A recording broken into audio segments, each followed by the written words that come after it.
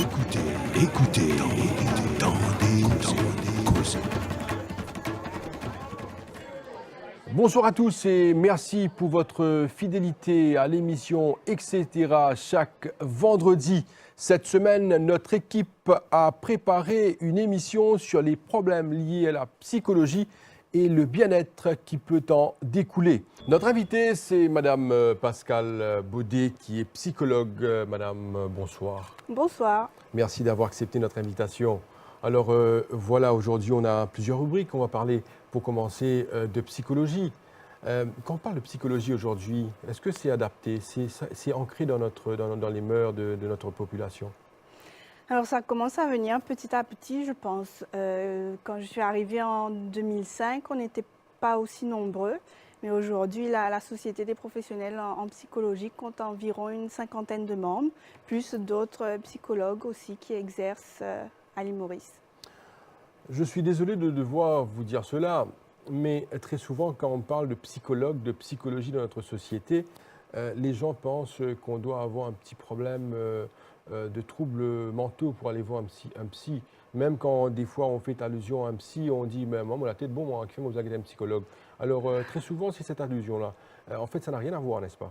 Non, ça n'a rien à voir. J'ai longtemps travaillé. Enfin, je travaille toujours avec les adolescents. Eux, ils le disent, cash. Psychologue, c'est bouban fou. Voilà. Et c'est pas vrai. Et en fait, au cours de notre vie, de notre expérience humaine, on rencontre tous des souffrances. Tous. Vous aussi, moi aussi. Et ces souffrances-là, elles sont pas nécessairement, elles n'ont pas besoin d'être indéfinies. Donc, c'est important de se faire aider lorsqu'on voit que ça dure.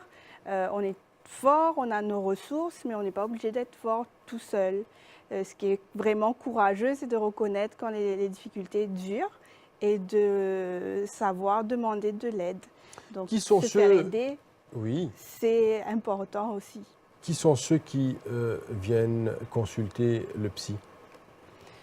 Alors, c'est très varié qui ils sont. C'est ceux justement qui ont pris conscience de leurs difficultés et qui sont vraiment motivés pour que ça change. C'est ceux qui sont conscients que leurs blessures sont en train de les bloquer pour avancer dans la vie. C'est ceux aussi qui ont besoin d'être écoutés, d'être entendus, d'être validés dans ce qu'ils vivent. Et puis après, au niveau démographique, on va dire, c'est vraiment tout le monde, des enfants jusqu'aux personnes âgées, hommes, femmes. Vraiment, on retrouve toutes sortes de personnes. On aura l'occasion de parler plus en détail de tout cet aspect qui concerne la psychologie certainement, mais est-ce qu'on peut savoir qui est Pascale Baudet? Alors, qui est Pascale Baudet? Quoi dire? Donc, je suis très intéressée par l'être humain, par son comportement, ses émotions, et ça depuis très longtemps. Et dès le départ, j'ai trouvé un certain nombre de réponses, la plupart de mes réponses dans la psychologie. Et j'ai eu l'opportunité de faire mes études en psychologie en France. Et j'ai eu aussi la chance d'en faire mon métier. Donc, je suis revenue exercer à Maurice à partir de 2005. Et puis maintenant, donc, j'ai travaillé dans plusieurs domaines. Depuis 2015, je suis en cabinet libéral pour la psychothérapie, mais je propose aussi des ateliers de développement personnel. Donc, ma pratique s'est diversifiée. On se rassemble pendant plus d'une heure et on va découvrir la première rubrique Panorama.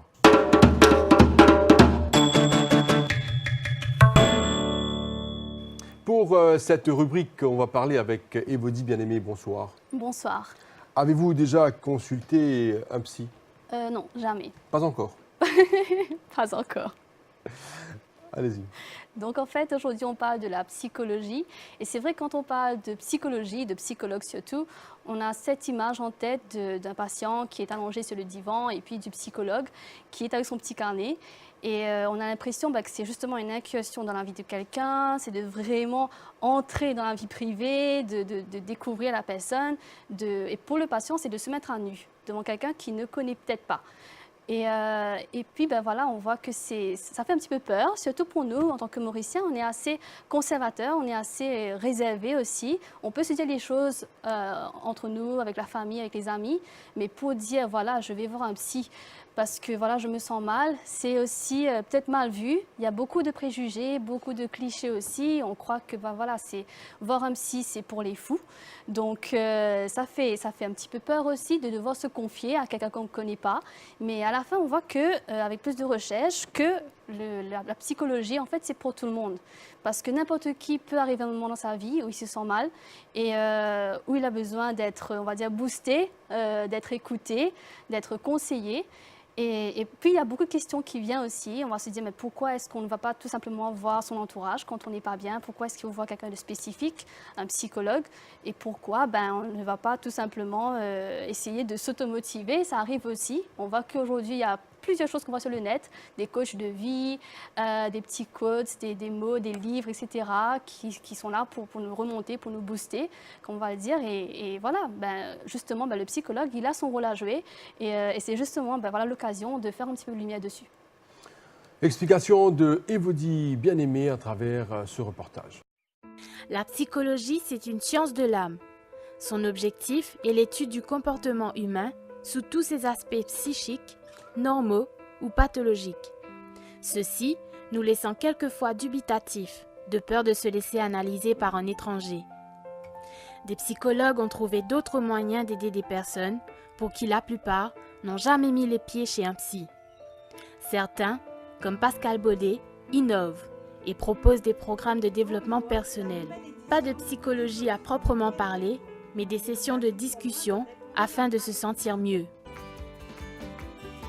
Alors, par exemple, pour le Cozy Coffee apprivoiser le stress, les outils sont la visualisation positive et la respiration relaxante. Pour le Cozy Coffee booster notre bonheur, l'outil pratique, c'est autour de la gratitude. Et pour le Cozy Coffee construire ma trousse de secours émotionnel, nous allons ensemble construire un kit personnalisé pour chaque participant. Et dans ce kit, chacun des participants pourra retrouver après un outil qui lui permet de retrouver sa sérénité dans les moments difficiles. Parler de ses sentiments est souvent assez difficile. Et comme Pascal Baudet le mentionne, être humain, c'est aussi savoir composer avec les émotions désagréables. Grâce à Internet et aux réseaux sociaux, les personnes vulnérables peuvent désormais trouver les solutions à portée de main, sans pour autant aller chez un psy et s'exposer. L'être humain est constamment en quête de bien-être et de bonheur. On ne sait pas si ces thérapies peuvent aider, mais tant qu'elles sont accessibles, pourquoi ne pas en profiter? Evody Bien-Aimé, après ce reportage, on voit bien que le psy a un travail professionnel à faire. Parce que déjà, si quelqu'un vient pour se mettre à nu, pour raconter ses problèmes, ses difficultés, ses émotions, là, il y a toujours un caractère à considérer, c'est surtout le secret professionnel. Exactement. Et il faut savoir que la psychologie, c'est une science tout d'abord. C'est une science en fait qui a pour but de comprendre la structure et le fonctionnement de l'activité mentale. C'est-à-dire voilà, justement tous ces comportements qui sont associés à l'activité mentale. Et c'est assez complexe. On va croire, comme je l'ai dit plus tôt, que juste de se faire écouter, de se faire entendre et de conseiller quelqu'un, ça peut nous emmener à se sentir mieux. Mais le psychologue, il a son travail et connaît justement, il a fait des recherches approfondies, on va dire, sur ce côté mental et il sait exactement comment conseiller une personne et comment l'écouter aussi. Madame Baudet, est-ce que quand vous regardez quelqu'un déjà, au départ, au tout début, est-ce que vous vous dites cette personne a besoin de conseils ou cette personne a besoin des conseils d'un psy ou d'aller voir un psy? Est-ce que vous savez déjà? Quand je le vois, quand je vous rencontre là, par exemple. Est-ce que j'ai besoin d'un psy? Et souvent, on m'a posé cette question, ou souvent quand je me présente, on me demande, vous lisez dans mes pensées? Non, pas du tout. Je ne lis pas dans les pensées, je n'ai pas cette compétence-là. Par contre, quand je rencontre quelqu'un dans mon cabinet, c'est un cadre bien précis. C'est-à-dire qu'on n'est pas dans un café ou dans un resto ou à une fête en train de discuter. La personne vient, donc la personne vient avec une demande et du fait de l'avoir fait des milliers de fois, je peux sentir comment est-ce que la personne est à l'aise, est-ce que je peux voir aussi quand il y a des émotions, s'il y a une tristesse, s'il y a une colère, je peux poser des questions. Et c'est cette sensibilité, on va dire, aux émotions de l'autre peut me guider dans le travail de psychothérapie qu'on va entreprendre ensemble.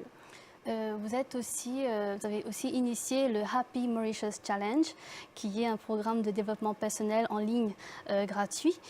Comment est-ce que ça se passe, disons, quand ce genre de consultation, on va dire, est fait en ligne, quand il n'y a pas d'échange réellement entre le psychologue et le patient? Alors, j'aimerais bien distinguer ces deux activités qui sont différentes. Donc, je suis psychologue, je pratique la psychothérapie en cabinet libéral. Donc là, je reçois les personnes, que ce soit seules ou en couple, en famille. Mais le Happy Mauritius Challenge, c'est un programme de développement personnel. C'est un programme qui se fait en ligne. C'est un programme qui touche plusieurs personnes. Je communique avec eux par email. Je communique aussi avec eux à travers un groupe Facebook. C'est un programme qui a pour objectif de les aider à booster leur bonheur, de les aider à créer plus de sentiments, de sensations de joie dans leur vie. C'est un programme qui leur donne des outils. Après, c'est important que les participants, je le dis toujours, c'est important de ne pas se dire on va faire une croix sur nos émotions difficiles, on va faire une croix sur toutes les situations compliquées qu'on vit et on va dire qu'on voit que la gratitude, que les choses positives. C'est pas ça. C'est important de mettre la gratitude au cœur de notre vie, mais c'est aussi important quand on ressent des blocages, quand on ressent qu'on est dans une situation qui peut être difficile, toxique même, de se faire aider et là de faire le pas pour la psychothérapie. Il y a aussi en fait ce nouveau mouvement de coach de vie, on va dire aussi ce genre de personnes qui sont des vendeurs de bonheur. Et on voit beaucoup de livres et beaucoup de vidéos aussi sur Internet. On va dire que quand on regarde un petit peu votre programme que vous avez mis en place et ces personnes qu'on les appelle des vendeurs de bonheur, on dit la ligne est très très fine entre un coach de vie et un psychologue. Qu'est-ce que vous pensez de cela en fait? Je pense qu'il y a des points où on se rejoint, qu'on a un intérêt pour l'être humain. Je disais au départ, ce qui m'amène moi vers la psychologie, c'est cet intérêt pour l'être humain, son comportement, ses émotions. Et je pense que pour les coachs, il y a aussi cet intérêt.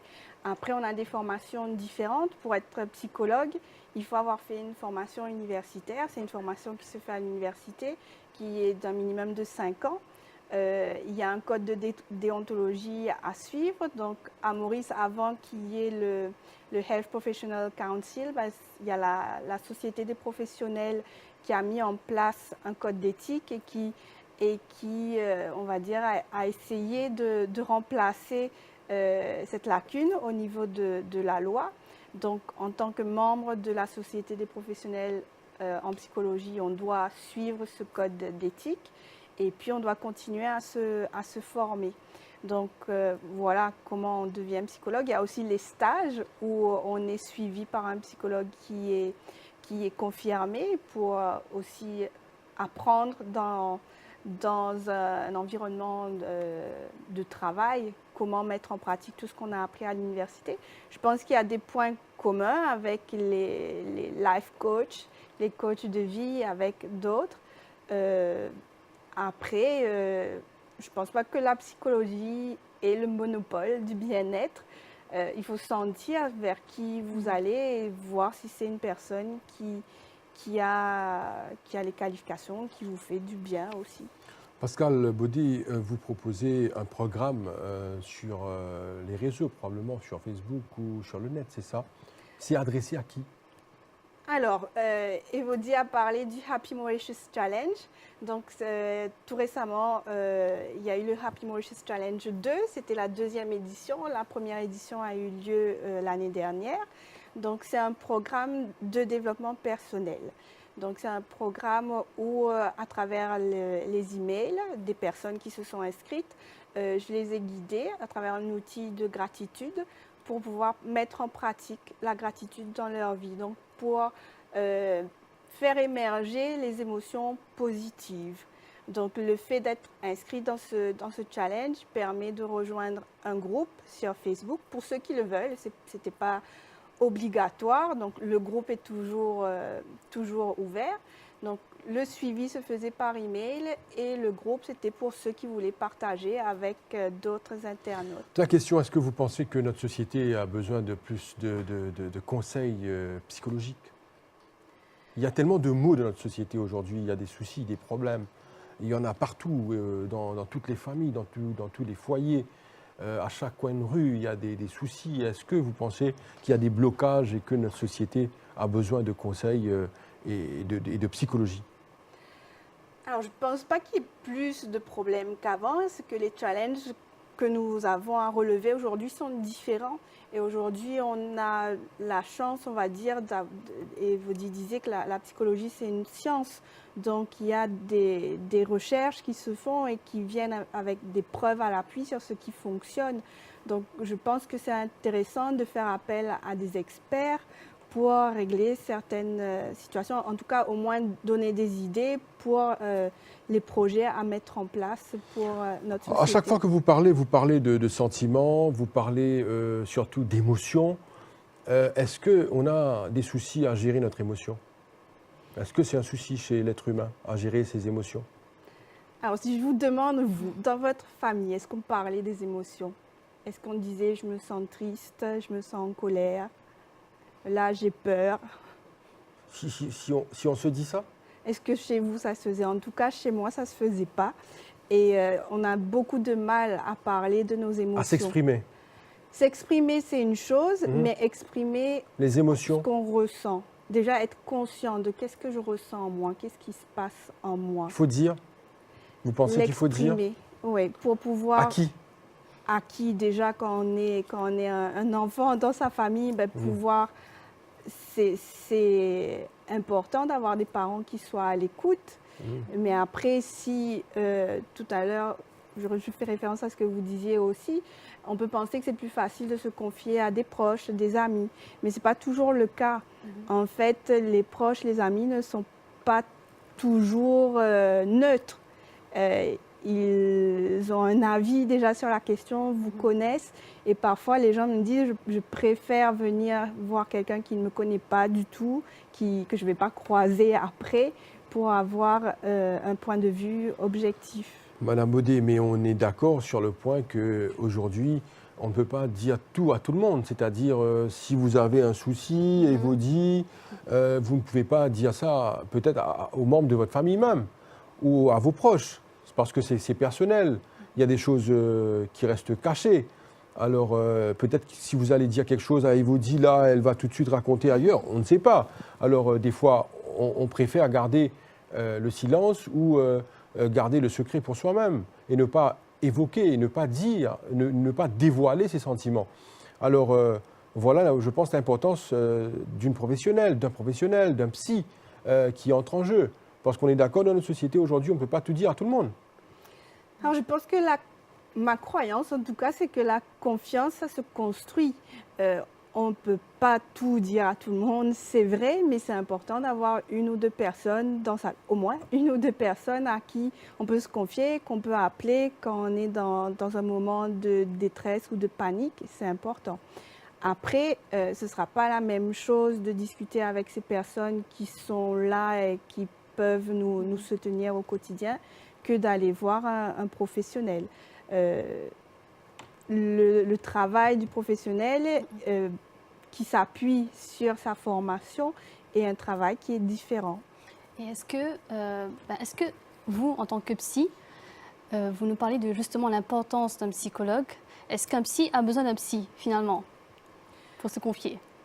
Oui, moi, dans ma pratique, ça s'appelle la supervision.